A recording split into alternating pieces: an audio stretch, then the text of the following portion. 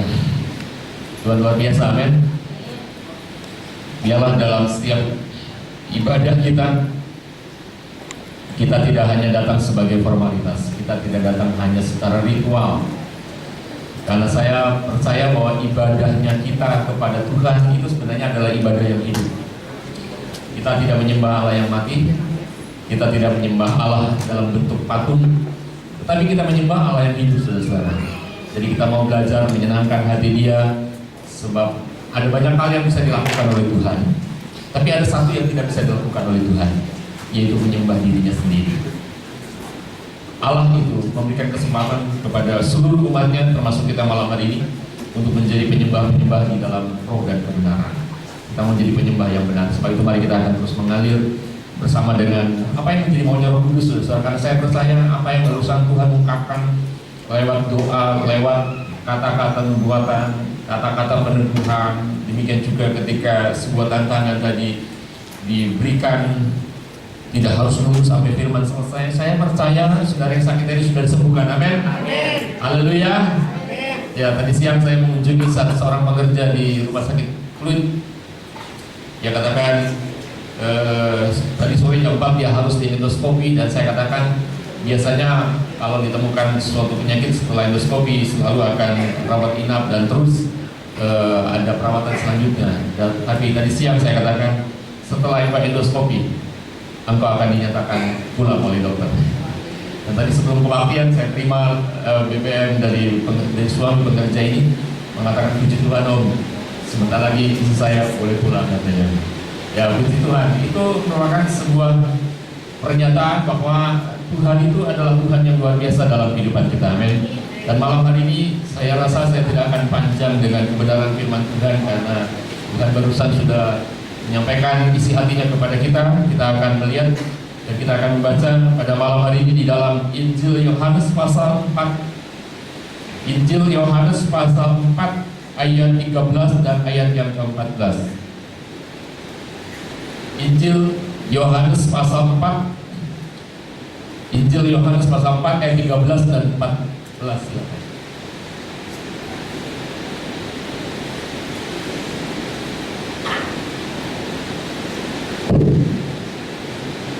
Yohanes pasal 4 ayat 13 dan 14. Jawab Yesus kepadanya, barang siapa minum air ini, ia akan haus lagi. Tetapi barang siapa minum air yang akan kuberikan kepadanya, ia tidak akan haus untuk selama-lamanya. Sebaliknya, air yang akan kuberikan kepadanya akan menjadi mata air di dalam dirinya, yang terus-menerus memancar sampai kepada kehidupan yang kekal. Amin. Amin. Ya, malam hari ini kita akan melihat sebuah perenungan firman Tuhan. Ketika Yesus bertemu dengan perempuan Samaria, ya, kita tahu bahwa latar belakang perempuan Samaria ini adalah seorang perempuan yang merasa dirinya sudah gagal, sudah hancur, hidupnya kotor, tidak bernilai, sudah tidak ada makna sama sekali, sehingga dia menjadi seorang yang selalu menutup diri, seorang yang tidak mau bergaul, seorang yang tidak mau ketemu banyak orang, selalu menjadi seorang yang mengasingkan diri, sehingga ketika perempuan Samaria ini membutuhkan air untuk diminum, biasanya ibu-ibu pada waktu itu selalu datang pada pagi hari atau pada senja hari. Tetapi perempuan Samaria ini datang sengaja mengambil air pada siang atau tengah hari bolong, pada jam 12 siang, di mana nggak ada orang, nggak ada siapa-siapa. Perempuan Samaria ini mengambil air supaya tidak ketemu dengan banyak orang. Ya, perempuan ini tentu tidak mau dengar ada banyak perkataan negatif, ada hal-hal yang mulai menggosipkan dirinya, mulai menyingkirkan dirinya, menyudutkan dirinya, meremehkan hidupnya, dan dia mengambil jalan pintas. Dia ambil air pada tengah hari supaya nggak ada orang. Tetapi saudara, di dalam Alkitab dikatakan bahwa Yesus datang di dalam anugerahnya khusus untuk ketemu dengan perempuan Samaria ini. Sebenarnya murid-murid sudah mengatakan dengan perkataan, guru, kita nggak usah lewat kota Samaria, sebab itu merupakan sesuatu yang tidak biasa dilakukan oleh orang-orang Yahudi. Tapi Yesus mengatakan di dalam pasal 4 ayat 4, ia harus melintasi kota Samaria, ia harus berjalan melewati Samaria, karena bagi Yesus ada seorang yang perlu dipulihkan, ada seorang yang perlu dijumpai, perlu dipulihkan, perlu dirubah hidupnya, perlu diselamatkan hidupnya, dan sehingga nanti kehidupannya menjadi kehidupan yang diberkati, dan juga sebuah kehidupan yang bisa menjadi berkat buat banyak orang. Nah, di dalam ayat 13 tadi dikatakan, Yesus mengatakan, barang siapa minum air ini, kalau engkau datang ke tempat ini, ambil air ini, minum air ini, engkau akan haus selama-lamanya. Tapi di dalam ayat 14 Yesus katakan, tapi kalau engkau terima air yang akan aku berikan, engkau tidak akan haus lagi. Bahkan air yang akan kau berikan kepadamu akan menjadi mata air dalam dirimu. Itu yang kedua. Dan yang ketiga, air yang akan aku berikan akan menjadi mata air yang terus mengalir dalam hidupmu. Dan ini menarik buat perempuan Samaria ini, karena jauh di dalam lubuk hatinya ada sebuah kerinduan. Dia harus berubah, tapi dia nggak tahu caranya berubah, saudara. Tadi pagi ada seorang ibu BBM panjang lebar gitu kan. Kalau orang ngetik di BB itu kelihatan sedang menulis pesan. Jadi saya tunggu sampai selesai berbicara tentang pergumulan-pergumulan dalam kehidupannya. Dia sudah merasa tidak lagi bisa menghandle anaknya. Ya, dia cerita panjang lebar di dalam BB itu, dan saya tunggu sampai ibu itu selesai, baru saya jawab. Tidak ada yang bisa kita lakukan untuk mengatasi semua perkara kecuali kita hanya bersandar kepada Tuhan. Lalu kita berlutut di hadapan hadirat Tuhan dan mulai berdoa kepada Tuhan. Dan dia katakan, amin, yes, saya akan setuju. Saya akan setuju dengan proses. Saya akan lakukan doa bisa menerobos semuanya menjadi yang tidak mungkin menjadi mungkin, yang tidak bisa menjadi bisa. Nah, malam hari ini saudara-saudara, dengan perkataan lain Yesus sedang mengatakan kepada perempuan Samaria ini, kalau perempuan Samaria ini tidak bisa menemukan anugerah, tidak bisa menemukan kasih karunia yang akan diberikan oleh Yesus, maka perempuan Samaria ini akan tetap hidup sebagai orang yang berdosa, akan tetap hidup sebagai seorang yang merasa harga dirinya sudah hancur, karena dikatakan di dalam Alkitab perempuan ini sudah punya 5 suami, sedangkan yang ke-6 sekarang, laki-laki yang ke-6 ini bukanlah suami, statusnya hanya TTS, teman tapi setia katanya, atau TTM, teman tapi mesra, teman tapi intim gitu ya. Yang ke-6 ini bukanlah suaminya. Jadi kita lihat sesuatu yang gak lumrah. Biasanya di luar sana yang sering gonta-ganti pasangan itu yaitu pria. Ya kan, ntar nikah ke-1 cerai, nikah ke-2, nikah ke-5. Tapi di dalam Alkitab ini perempuan sudah punya 5 suami, dan sekarang pria yang ke-6 bukanlah suami. Jadi artinya kalau yang ke-6 ini pun gagal, tidak bisa memuaskan hidupnya, tidak bisa merubah hidupnya, dia ganti lagi dengan yang lain. Kira-kira begitu. Tetapi saudara-saudara, Yesus datang sebagai anugerah. Yesus datang sebagai sumber kasih karunia di dalam kehidupan setiap orang yang merindukan datangnya sebuah perubahan. Jadi tanpa Yesus, perempuan Samaria ini tidak akan pernah menemukan masa depan yang cerah, tidak akan menemukan masa depan yang penuh dengan harapan. Sehingga setiap hari perempuan ini selalu merasa dirinya kotor, merasa dirinya najis, merasa dirinya udah terlanjur berdosa, udah terlanjur hina, dan dia tidak tahu bagaimana caranya menyelamatkan dirinya sendiri. Dan dia juga tidak mau menaruh harap kepada seseorang untuk bisa menyelamatkan dirinya, untuk bisa mengubah hidupnya. Sehingga dia mengambil air pada tengah hari bolong. Itu membuktikan bahwa dia udah hopeless terhadap orang-orang di sekelilingnya yang dulu pernah minta pertolongan, ternyata nggak bisa menolongnya. Dia sudah menaruh harapan kepada seseorang supaya kiranya dia bisa keluar dari kehancuran harga dirinya, tetapi orang itu pun tidak bisa menyelamatkannya. Dan malam hari ini saudara-saudara, Yesus mengatakan bahwa kehidupan tanpa Yesus adalah kehidupan yang nggak mungkin berubah. Tanpa Yesus kehidupan ini tidak mungkin bisa berubah, tidak bisa menjadi lebih baik. Walaupun dalam kenyataannya orang bisa menjadi kaya di luar Yesus, tetapi kekayaan tidaklah bisa memberikan kebahagiaan yang sejati. Kekayaan tidaklah bisa menyelamatkan orang dari dosa. Kekayaan tidaklah bisa membawa seseorang masuk surga.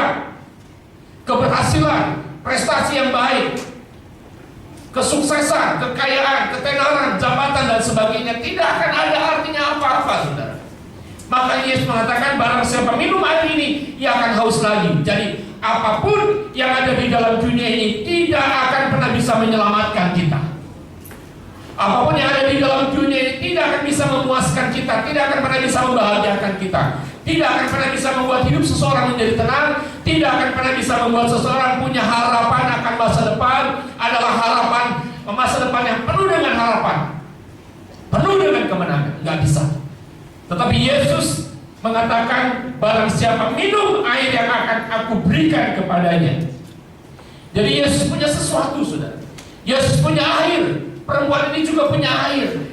Air yang dibutuhkan oleh perempuan Samaria adalah air yang berasal dari sumur Yakub, saudara. Tapi air yang akan diberikan oleh Yesus adalah air kehidupan. Ada anugerah di dalam Yesus, ada kasih karunia, ada air kehidupan. Apabila Yesus memberikan air kehidupan dan perempuan Samaria itu terima air kehidupan, mengambil air kehidupan, memiliki air kehidupan, pertama dia tidak akan haus lagi. Dia tidak akan pernah haus lagi. Berarti dia menemukan air yang betul-betul bisa memuaskan dahaga jiwanya itu, memuaskan kehidupan manusia batinnya yang di dalam itu, yang selama ini nggak bisa dipuasin. Dan air yang akan diberikan oleh Yesus itu akan menjadi mata air dalam dirinya. Jadi dia punya air yang terus memancar dalam dirinya. Walaupun Yesusnya mungkin nggak ketemu secara lahiriah, tapi air itu akan terus bergejolak di dalam dirinya. Sudah makin lama makin membual, tak terbendung lagi, sehingga pada akhirnya mata air yang ada di dalam diri perempuan Samaria ini akan memancar keluar. Artinya perempuan ini akan berdampak. Nah, malam hari ini saudara, di dalam sebuah perenungan pada malam hari ini, betapa pentingnya dalam kehidupan kita. Mungkin ada di antara saudara yang merasa dirinya kotor, merasa dirinya udah hancur harga dirinya. Saudara punya masa depan, kalau dihitung-hitung dengan kemampuan saudara, dengan apa yang ada pada saudara, rasanya banyak hal yang mustahil yang ada di depan. Kemarin kita baru terima bahwa BBM naik 2000 ya. 2000 memang kelihatannya tidak ada artinya apa-apa. Untuk parkir pun kadang-kadang nggak cukup 2000, 3000, 4000, 5000, bahkan bisa 20.000. Secara nominal nggak ada artinya apa-apa, tapi dampaknya itu. Nah, malam hari ini Firman memberikan peneguhan kepada saudara, sama seperti Yesus mengatakan kepada perempuan Samaria ini, betapa pentingnya air yang akan aku berikan kepadamu. Aku punya air itu. Apabila kau terima air ini, kau tidak akan haus lagi. Apabila kau terima air ini, akan ada mata air dalam dirimu. Apabila kau terima air ini, air itu akan memancar keluar lewat hidupmu. Itu menekankan sebuah kebenaran yang sangat sederhana malam hari ini. Saya percaya malam ini Allah sedang menyampaikan firman yang bersifat inspiratif kepada saudara, yaitu yang pertama, betapa pentingnya Yesus dalam kehidupan kita. Karena dialah air kehidupan. Dialah air dari sorga yang bisa membersihkan hidup kita dari dosa. Dia yang bisa membersihkan hati nurani kita. Dia yang bisa membersihkan pikiran kita. Dia yang bisa membersihkan perasaan kita, sehingga bukan hanya tubuh saja yang kita pelihara, tapi kehidupan jiwa kita, kehidupan roh kita juga ikut dibersihkan, disucikan oleh Yesus sebagai air kehidupan. Sebab hanya ketika kita punya Yesus dalam hidup ini, maka kita punya kebenaran yang sejati, yang membuat harga diri kita menjadi harga diri yang diberkati Tuhan. Walaupun mungkin ada orang yang mengukur harga dirinya menurut apa yang dia punya, apa yang pernah dia capai dalam hidupnya, apa yang dia miliki dalam hidupnya. Tetapi sebenarnya apapun yang ada di dalam dunia ini, semuanya tidaklah bersifat kekal. Semuanya bisa hilang lenyap begitu saja. Tapi kalau kita punya Yesus sebagai kebenaran sejati, maka itulah yang akan membuat harga diri kita sungguh-sungguh menjadi seorang pribadi yang sangat berharga dalam hidup ini. Walaupun punyanya kita tidak seperti punyanya orang lain yang banyak. Walaupun mungkin prestasi kita belum semaksimal dan sebagus prestasi orang lain, tapi kalau di dalam hidup kita, dalam hidup saudara, ada Yesus sebagai kebenaran yang sejati, saudara akan punya harga diri sebagai orang-orang yang berharga. Amin. Katakan amin. Bukankah tadi Yesus mengatakan bahwa di dalam firman-Nya Dia mengasihi saudara, Dia mencintai saudara. Jadi yang pertama adalah ketika kita punya Yesus dalam kehidupan ini, kita punya kebenaran sejati, saudara. Kita bukan lagi manusia yang berdosa. Pujian tadi mengatakan Dia lahir untuk kita, Dia mati untuk kita, Dia bangkit juga untuk kita. Itu kebenaran yang sejati, bahwa Yesus Bukan hanya lahir sebagai bayi, tapi dia datang sebagai raja yang mau menyelamatkan kita dan memposisikan kita dalam satu harga diri yang luar biasa, yaitu sebagai umat tebusannya dan milik kepunyaannya. Kalau kita punya Yesus di dalam kehidupan ini, hidup ini pasti berubah, saudara. Pasti berubah. Perempuan Samaria ini berubah total. Contoh yang praktis, perempuan ini gak mau ketemu siapapun, makanya dia ngambil air pada tengah hari bolong. Sesuatu yang gak lumrah, gak lazim. Tapi sejak dia ketemu Yesus, sejak dia berjumpa dengan Yesus, dia tidak perlu malu dengan banyak orang.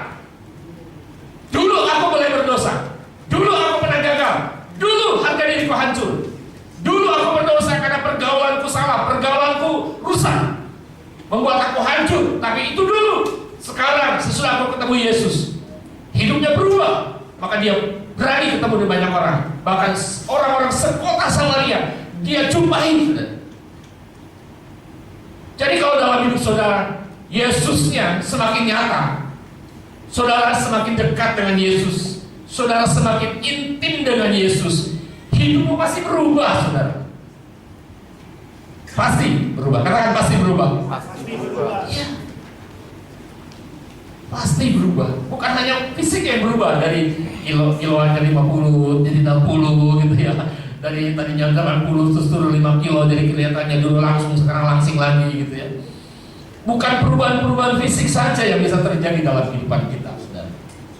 Tapi perubahan-perubahan sikap, perubahan tindakan, perubahan pola pikir, itu bisa dirubah oleh Yesus, saudara.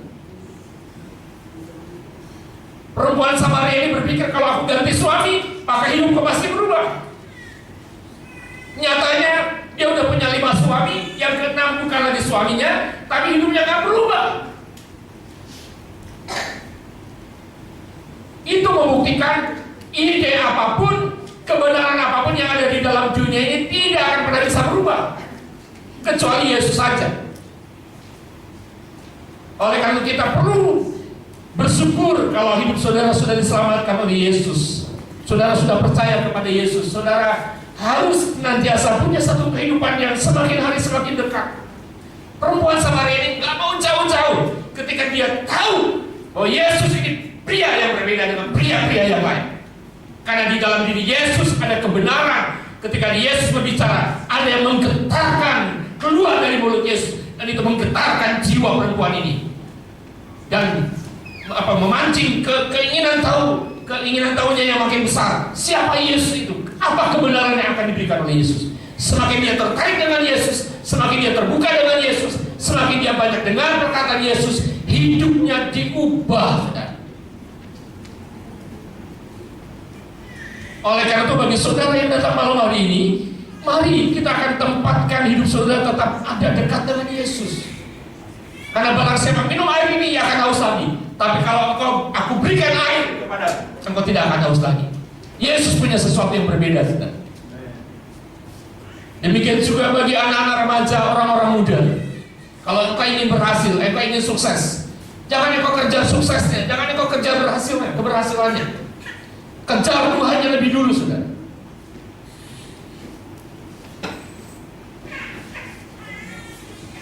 Urusan dekat dengan Tuhan itu bukan urusan orang-orang tua, saudara.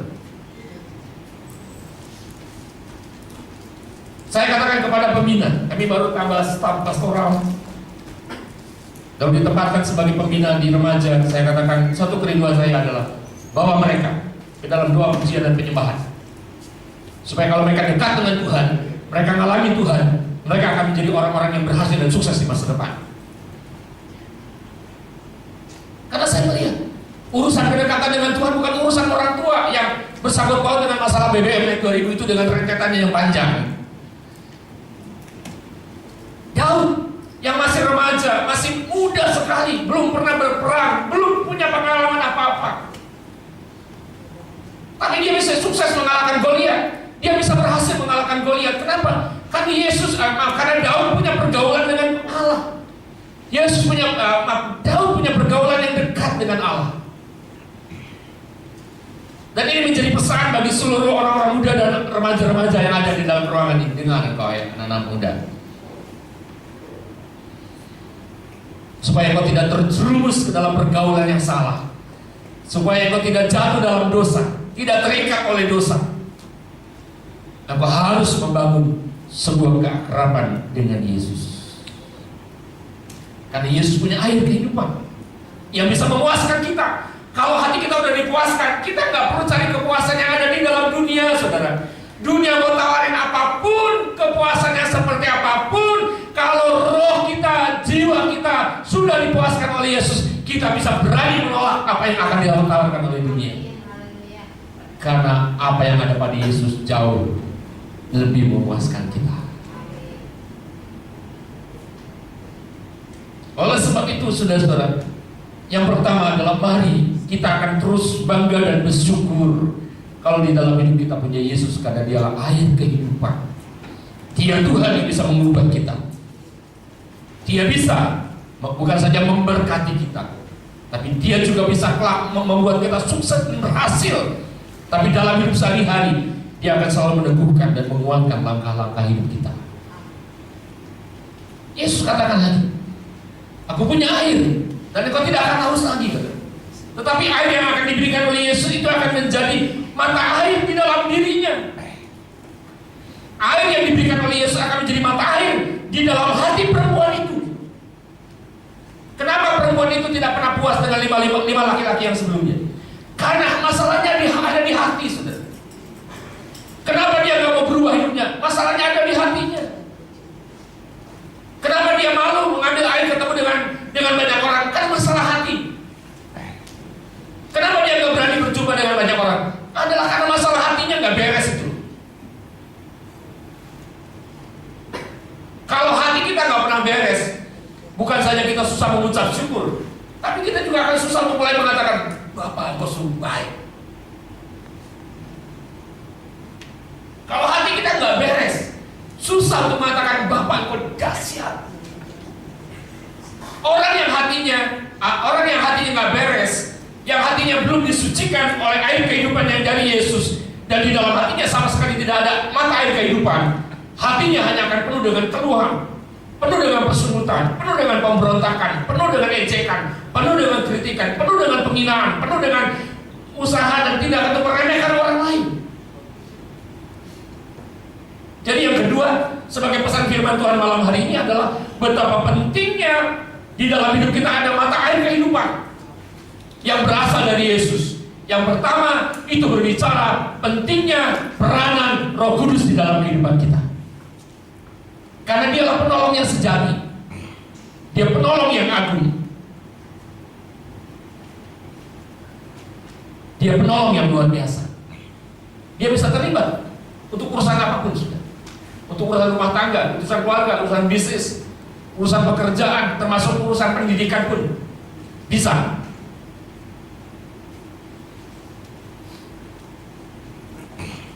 Waktu anak saya tanya tentang mata pelajaran matematika dan fisika, ada banyak hal yang tidak bisa saya jawab. Dan saya hanya perlu belajar menanamkan nilai kepada anak saya. Saya katakan, minta pertolongan Roh Kudus. Kamu belajar, kamu baca baik-baik, kamu tangkap caranya guru mengajar, teknik dia mengajar, perhatikan dia, fokus kepada dia. Selebihnya minta Roh Kudus. Puji Tuhan, sebelum semester 1 selesai di kelas-kelas ini, dia melihat semua hambatan-hambatan, semua pergumulan-pergumulan di dalam sekolahnya bisa dilewati, bisa diselesaikan, dia dihadapi dan diselesaikan karena Roh Kudus menolong dia. Satu anugerah kalau saya melihat ini. Bahkan puji Tuhan, karena pertolongan Tuhan saja sebenarnya. Dia sekarang sedang dijadikan mentor untuk beberapa temannya yang lain tentang mat dan fisika. Saya menyadari, saya nggak ada apa-apanya, saya nggak bisa. Tapi di dalam ketidakbisaan saya tahu ada Roh Kudus sebagai penolong. Roh Kudus itu bukan hanya berurusan dengan masalah khotbah saja, saudara. Roh Kudus bukan saja bisa diandalkan di dalam urusan untuk mengerti Alkitab saja, enggak. Roh Kudus itu ada dalam hidup sehari-hari kita. Jadi buat orang tua kalau anak lagi nggak bisa, jangan dibilang goblok. Jangan bilang gitu ya. Anak nggak mau sekolah, biarin nggak mau sekolah. Saya udah pernah belum? Saya udah pernah bilang belum? Ada orang tua ketika saya lihat anaknya yang SMA udah jam 9 belum berangkat sekolah juga. Yang kecil SD jam 9 masih belum berangkat juga. Saya tanya, ini bukan hari libur tapi anak-anakmu kok nggak sekolah? Terus bapaknya bilang gini, anak saya memang gak hobi sekolah katanya. Bobatin saudara, itu bahasa Jermannya bobatin. Wah bobatin ini bang. Orang tua bilang anaknya nggak mau sekolah, nggak hobi katanya sekolah. Mari saudara, lewat firman Tuhan malam hari ini. Tema besarnya adalah saya pilih sendiri, ini kunci jawaban. Jadi kalau kita ingin melihat sebuah perubahan yang lebih lanjut dalam kehidupan kita, harus ada mata air kehidupan dari Yesus. Itu berbicara tentang pentingnya peran Roh Kudus dalam hidup kita. Dialah penolong yang sejati. Yang kedua, betapa pentingnya peranan firman dalam hidup kita. Betapa pentingnya peranan firman dalam hidup kita. Supaya firman itu juga akan menjadi mata air yang terus memancar dalam hidup kita. Ada gelora firman dalam hidup kita. Seringkali kita tidak bisa kuat menghadapi kehidupan ini. Seringkali kita merasa lemah, merasa lelah, udah gitu capek menghadapi kenyataan hidup ini. Tapi air yang diberikan oleh Yesus menjadi mata air. Yang pertama, mata air yang membersihkan pikiran yang negatif, membersihkan hati kita yang mudah bimbang, mudah khawatir, mudah cemas. Itu dibersihkan oleh kehadiran dan pekerjaan Roh Kudus, juga oleh kebenaran firman Tuhan. Peranan Roh Kudus dan peranan kebenaran firman di dalam hidup kita bagaikan mata air itu akan memancarkan kesegaran dalam hidup kita. Kita menjadi pribadi-pribadi yang segar. Walaupun mungkin nggak selalu ada hamba Tuhan yang bisa ketemu kita setiap hari. Mungkin kita juga nggak ketemu dengan orang-orang Kristen lainnya yang lebih dewasa dari kita, yang bisa menyegarkan kita, bisa nguatin kita. Tetapi walaupun nggak ada siapa-siapa di sekitar kita, tapi kalau ada peranan Roh Kudus, ada peranan firman di dalam hati kita, dan itu menjadi mata air setiap hari ketika plus kita selalu bersekutu dengan Tuhan, maka Tuhan lewat pekerjaan Roh Kudus, lewat firman-Nya, Dia akan menyegarkan kita. Betapa pentingnya Roh Kudus di dalam kehidupan kita. Dan yang terakhir,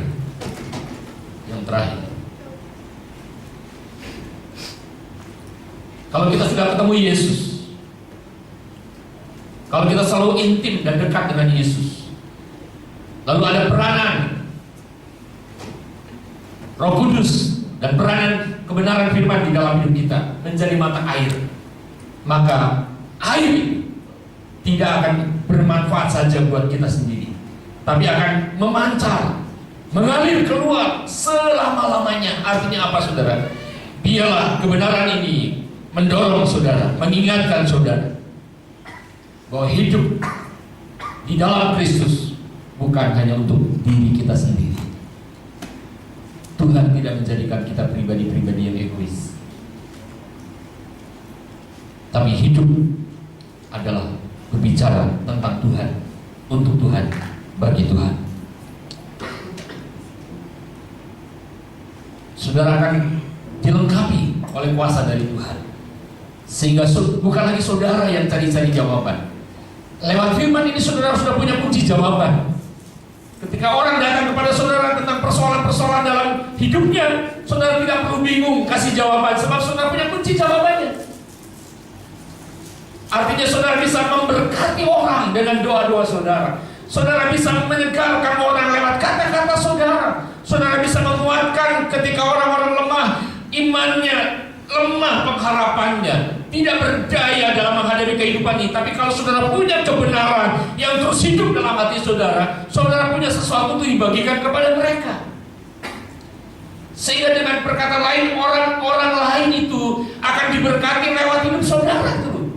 Dan Tuhan bisa pakai saudara, katakan amin. Tuhan bisa pakai saudara.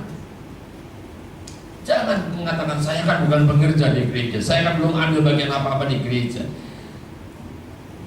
Untuk kita bisa dipakai oleh Tuhan, tidak perlu harus jadi pengerja dulu. Ketika kita selalu membangun keintiman, kedekatan dengan Tuhan setiap hari, ketika ada peranan Roh Kudus dalam hidup kita semakin nyata, ada kebenaran firman Tuhan yang bekerja semakin nyata. Yang ketiga, karena kita punya kunci kehidupan, maka hidup kita akan menjadi seperti perempuan Samaria. Hidupnya berdampak. Satu wanita diselamatkan di kota Samaria. Seluruh penduduk kota Samaria datang sama Yesus dan ngomong begini, Tuhan, jangan tinggalkan kami, berikan waktumu untuk kami mau dengar lebih banyak. Kami percaya bukan lagi karena perempuan ini, kami percaya karena pribadimu.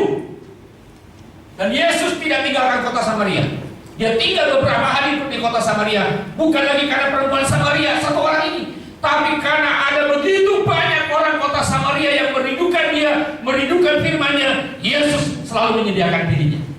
Jadi kalau malam ini saudara datang dengan antusias kepada Tuhan, saudara punya rasa haus datang kepada Tuhan, saudara antusias, saudara begitu responsif kepada Tuhan, Tuhan akan mengatakan ini, aku akan selalu datang dalam hidupmu, aku akan selalu menyatakan diriku kepadamu, aku akan memperkenalkan diriku kepadamu. Supaya apa? Supaya ketika kamu kenal aku, kata Tuhan, kamu akan aku berkati, dan orang lain akan diberkati oleh saudara semua. Biarlah firman Tuhan malam ini memberikan kekuatan kepada saudara bahwa Yesuslah satu-satunya kunci untuk kita menjalani kehidupan ini dengan penuh kemenangan. Tuhan yang berkati. Mari kita akan sama-sama berdoa kepada Tuhan. Bapa, terima kasih kalau malam hari ini Tuhan, kami mengucap syukur, kami berada dalam rumah-Mu Tuhan. Inilah bait-Mu yang kudus, tempat bukan saja kami beribadah kepada Tuhan yang hidup, bukan saja tempat untuk kami memberikan pujian kepada Tuhan yang bertahta di sorga, bertahta dalam kemuliaan, tapi kami datang sebagai penyembah-penyembah di dalam roh dan kebenaran. Kami datang karena kami rindu Tuhan bersekutu dengan Engkau. Kami menyadari bahwa kehidupan ketika kami jauh dari Engkau, kami akan kehilangan kesempatan untuk Engkau menyatakan dirimu kepada kami. Sebab itu Tuhan, malam ini kami datang ke dalam rumah-Mu. Kami mau bersekutu dengan-Mu ya Tuhan. Sebab hanya Engkau-lah yang bisa memuaskan dahaga dalam jiwa kami. Sebab Engkau-lah yang mempunyai air kehidupan dari sorga. Dan ketika kami minum air kehidupan dari sorga, kami tidak akan haus lagi. Kami tidak akan lagi cari kesenangan-kesenangan dari dunia, karena kami tahu apa yang ada di dalam dunia tidaklah kekal, tidaklah abadi. Hanya di dalam Engkau saja ya Tuhan kami dapatkan sesuatu yang bermakna. Hanya di dalam Engkau saja ada kuasa yang bisa mengubah kami, ada kuasa yang menjadikan perubahan itu semakin signifikan dalam hidup kami. Tuhan, tolong bagi seluruh jemaat yang hadir malam hari ini, baik setiap orang tua sampai kepada anak-anak remaja. Ya Tuhan, kami tidak melangkah dalam sebuah kesalahan, kami tidak melangkah dalam keberdosaan, kami tidak mudah jatuh dan terjebak oleh apapun yang ditawarkan oleh dunia, karena kami tahu semua itu bisa kami dapatkan di dalam Yesus. Di dalam Yesus ada pengampunan, di dalam Yesus ada pemulihan, di dalam Yesus ada penempatan posisi kami sebagai orang-orang yang berharga, sebagai orang-orang yang mulia, oleh karena darah anak domba Allah menghapuskan dosa kami. Terima kasih Tuhan, di dalam Engkau ada kepuasan yang sejati, ada pengharapan yang sejati, ada ketenangan yang sejati. Dan Tuhan, malam hari ini biarlah kami merindukan peranan Roh Kudus semakin nyata lagi dalam hidup kami. Kami mendambakan kebenaran firman-Mu semakin tersingkap, bukan saja ketika kami sedang mendengarkan firman yang disampaikan oleh hamba-hamba-Mu, tapi setiap hari Tuhan, setiap hari kami merindukan firman-Mu berbicara, firman-Mu menyingkapkan kebesaran Allah buat kami, sehingga kami punya mata air yang terus memancar selama-lamanya. Setiap hari kami disegarkan, setiap hari kami dikuatkan, setiap hari kami dipulihkan, sehingga setiap hari kami menyadari dan kami mengakui dengan iman bahwa Tuhan selalu ada dalam setiap langkah hidup kami.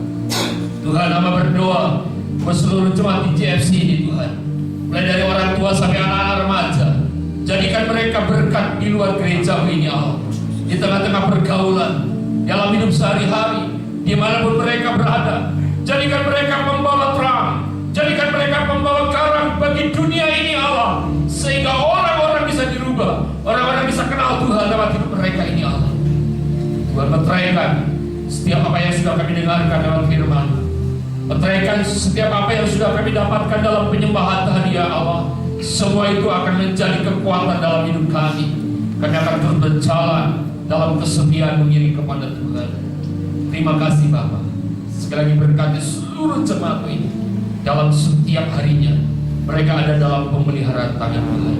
Berkati hamba-hamba Tuhan di tempat ini. Berkati seluruh pekerja di tempat ini. Kami serahkan semuanya hanyalah ke dalam tangan-Mu. Dan terima kasih Tuhan untuk malam hari ini. Kami mengucap syukur untuk sebuah persekutuan antara kami dengan Engkau. Adalah sebuah persekutuan yang sudah Kau berkati. Di dalam nama Tuhan Yesus Kristus kami berdoa dan mengucap syukur. Sebuah katakan